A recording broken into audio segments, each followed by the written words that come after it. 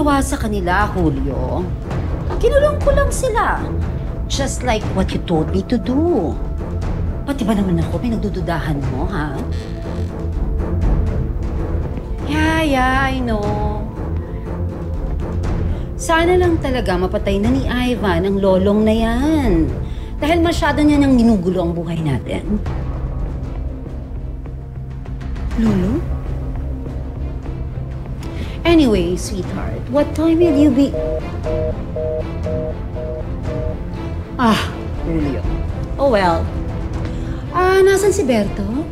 Tinawag na po, ma'am. Good. Ma'am, andito na po si Berto. Oh, Berto. Madam. Kumusta na ang Sir Ivan mo? Meron na bang update sa kanya? Wala pa po. Mukhang matindi talagang kalaban yung lolong na yan.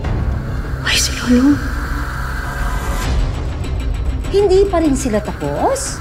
Gaano ba kakomplikado ang pagpatay sa lolong na yan, ha? Nasaan ba sila? Doon po.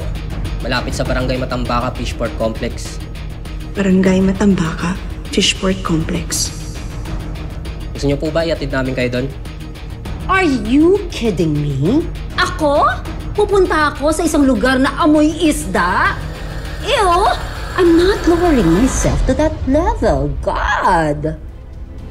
Kung buhay si Lolong, ibig sabihin, pwedeng siya makatulong kina Elsie at Mimay sa mag-ina niya. Hindi ako dapat mahuli. Kailangan ni Elsie at Mimay ang tulong ko.